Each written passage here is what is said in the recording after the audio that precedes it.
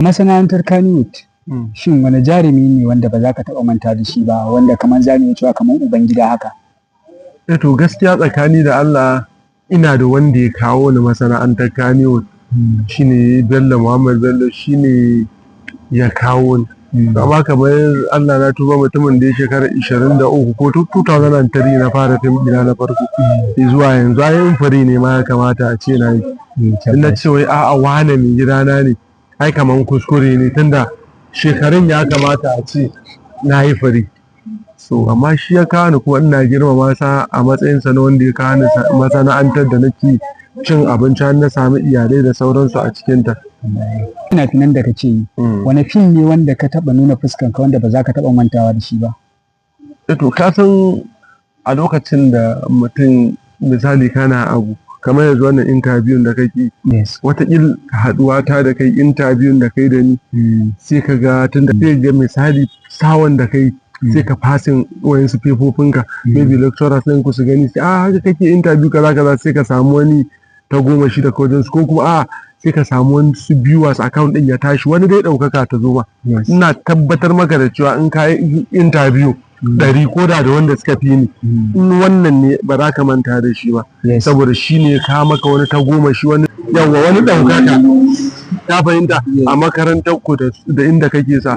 So hakan za ga ba za ka iya manta da shi. To kaga yanzu kamar misali lokacin ina fim amma lokacin da ne wani fim ran gini ran zane na zo na yi tawakkaltu kusan lokaci ɗaya, a lokacin aka fara lissafo na a cikin aktoci a Kannywood wanda da ni ɗaukan nauyi nake yi.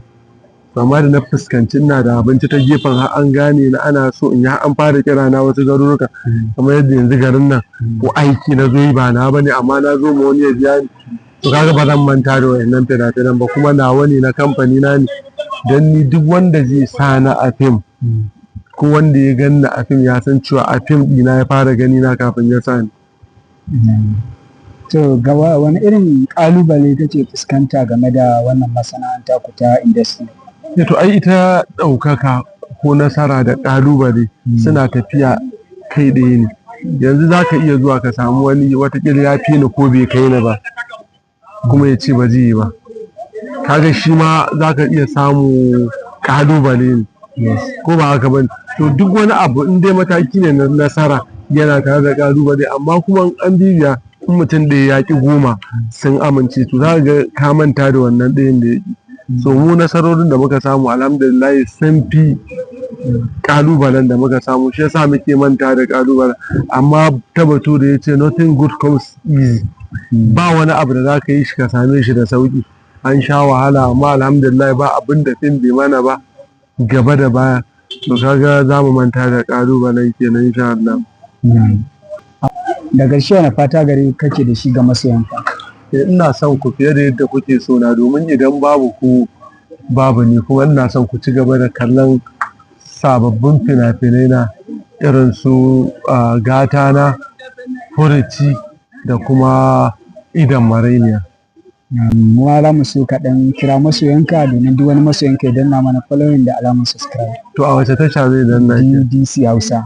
To masoyana da Allah ina son mu ci arzikin manzo Allah gaba ɗaya, ku kalli wayannan fina-finan, sannan kuma ku dinga rika following din DDC Hausa, saboda matasa ne mu encouraging din su, ba mu san me za su zama gaba. Wataƙila ina zaune da shugaban ƙasa ne gaba, ban sani ba. Wataƙila interview nan zan ka ce ranka ya daɗi, ka ga fa lokacin da ka zo fa kana student ba. To Allah ya sa mu dace. Ya Allah. Na gode. Mun gode sosai.